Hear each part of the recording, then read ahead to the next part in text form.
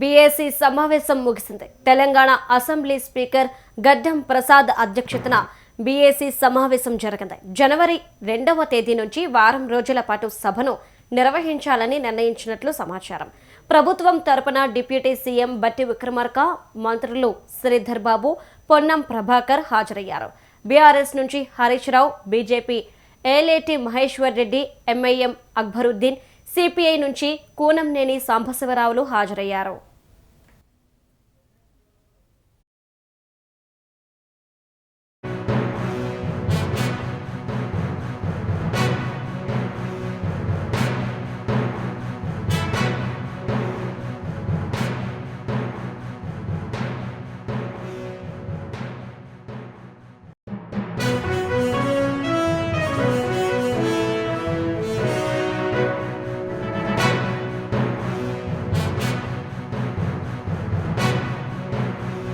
BAC సమావేశం ముగిసింది. Telangana assembly speaker గడ్డం ప్రసాద్ అధ్యక్షతన బీఏసీ సమావేశం జరిగింది.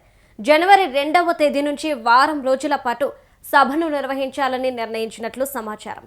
ప్రభుత్వం తరపున డిప్యూటీ సీఎం భట్టి విక్రమార్క, మంత్రులు శ్రీధర్ బాబు, పొన్నం ప్రభాకర్ హాజరయ్యారు. బీఆర్ఎస్ నుంచి హరీష్ రావు, బీజేపీ ఏలేటి మహేశ్వర్ రెడ్డి, ఎంఐఎం అక్బరుద్దీన్, ఇక సిపిఐ నుంచి కూనంనేని సాంబశివరావులు హాజరయ్యారు. ఇక ఇదే విషయానికి సంబంధించి మరింత సమాచారం మా ఇన్పుట్ రాములు అందిస్తారు. రాములు, చెప్పండి.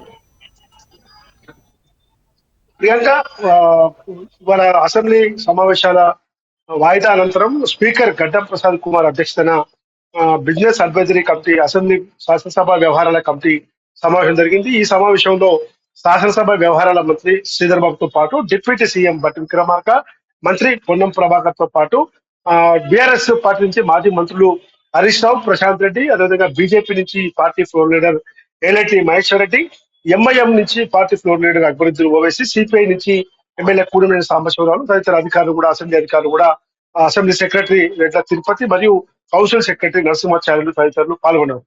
ముఖ్యంగా సభ నిర్వహణ ఎన్ని రోజులు జరపాలి, ఏ విధంగా జరపాలి, ఏ అంశాలపై జరపాలి, దానిపైన ఈ బీఏసీ సమావేశంలో క్షుణ్ణంగా చర్చించారు. దాదాపు గంటకు పైగా ఈ బీఏసీ సమావేశం చాలా విస్తృతంగా జరిగింది, విస్తృతంగా చర్చించారు. ముఖ్యంగా బీఆర్ఎస్ పార్టీ ఏదైతే మొదటి కూడా పట్టుబడుతుందో 15 రోజుల పాటు అసెంబ్లీ శీతకాల సమావేశం జరపాలి. చాలా సమస్యలు ప్రభుత్వం దృష్టికి తీసుకెళ్లే అవకాశం ఉంది. అసెంబ్లీ వేదికగా ప్రజా సమస్యలు తీసుకెళ్ళడానికి సమయం సరిపోదు కాబట్టి 15 రోజుల పాటు డిమాండ్ చేశామని చెప్పి, కానీ ఇప్పుడు ప్రస్తుతం తెలిసిన సమాచారం మేరకి వాస్తవానికి జనవరి 2, 3 తేదీల్లో మాత్రమే ఈ సభ నిర్వహించాలని చెప్పి గతంలో తెలిపినప్పటికీ కూడా ఇప్పుడు మాత్రం జనవరి 2వ తేదీ నుంచి వారం రోజుల పాటు శాసనసభ జరపాలని చెప్పి బీఏసీ సమావేశం నిర్వహించినట్టు తెలుస్తా ఉంది.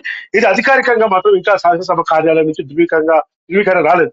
కానీ అయితే బీఆర్ఎస్ పార్టీ నుంచి పాల్గొన్న మాజీ రాములు, అయితే ఇప్పుడు ఏ విధంగా జరగబోతుందంటారు? అంటే ముఖ్యంగా ఈ రోజు శాసనసభ అసెంబ్లీ శీతాకాల సమావేశాలు ప్రభుత్వం కూడా చాలా కృతజ్ఞత ఉంది. ప్రతిపక్షాలు అడిగిన ఎన్ని రోజులు కావాలంటే 2 రోజులు నడపడానికి మేము సిద్ధంగా ఉన్నామని చెప్పి ప్రభుత్వం కూడా చెప్పింది. ఈ బీఏసీ సమావేశానికి ముందు ముఖ్యమంత్రి రేవంత్ రెడ్డి తన ఛాంబర్ లో మంత్రులు మరియు ప్రభుత్వ మిత్రులతో సమావేశమయ్యారు. ముఖ్యంగా బీఆర్ఎస్ పార్టీ మొత్తం జనములో ఉనికి కోల్పోయే ప్రమాదం ఉంది. ఉనికి కోల్పోతున్న కారణంలోనే కేసీఆర్ నీళ్ల ఉద్యమాన్ని తెరపై తెచ్చాడు. నీళ్ల సెంటిమెంట్ తో కొంచెం మళ్ళీ సెంటిమెంట్ గెలిచేందుకు ప్రయత్నం చేస్తున్నారు. కాబట్టి మనందరం కూడా ఖచ్చితంగా కృతనిశ్చయంతో ఏ సబ్జెక్టు పైన పూర్తి అవగాహన స్థాయిలో మనం అవగాహన పెంచుకోవాలి. మంత్రులందరూ కూడా తమ సబ్జెక్టుల వారిగా ఎక్కడ కూడా మనం మిస్టేక్ చేయొద్దు. బీఆర్ఎస్ ప్రతిపక్షం లేవనెత్తే అంశాలను పకడ్బందీగా ఎదుర్కోవాలి. అందుకు అందరూ కూడా పూర్తి అధ్యయనం చేయాలి. ఇప్పుడు కూడా మొత్తం అన్ని పార్టీ ఎమ్మెల్యే అందరూ కూడా సమన్వయం చేయాలి. పూర్తి స్థాయిలో అటెండెన్స్ సభకు వచ్చే విధంగా అందరూ కూడా సమన్వయం చేసుకోవాలని చెప్పారు. ముఖ్యంగా నీటిపారుదల సబ్జెక్టు పైన పూర్తి స్థాయిలో అవగాహన పెంచుకోవాలి. మంత్రి ఉత్తమ్ కుమార్ రెడ్డి గారు, ఇతర మంత్రులు కూడా దానిపైన అన్ని విషయాలు తెలుసుకునే ప్రయత్నం చేయాలి. కాబట్టి గత బీఆర్ఎస్ 10 ఏళ్ల హయాంలో తెలంగాణలో కాళేశ్వరం ప్రాజెక్టు కడితేమైంది, ఏ విధంగా కుప్పకూలిపోయింది, కాళేశ్వరం ప్రాజెక్టు అన్నారం, సుందిల్లా, మేడిగడ్డ బరాజుల నిర్మాణం ఎన్ని రూపాయలు 7 లక్షల కోట్ల అభివృద్ధి జరిగింది.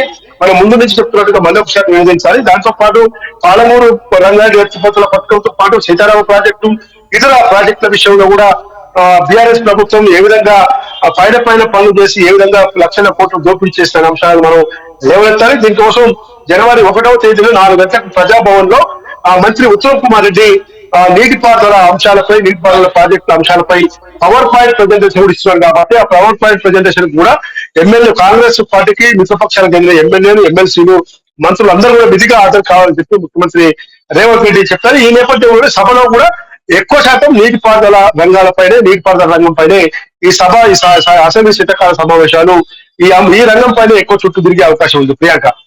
Right, thank you Ramulu.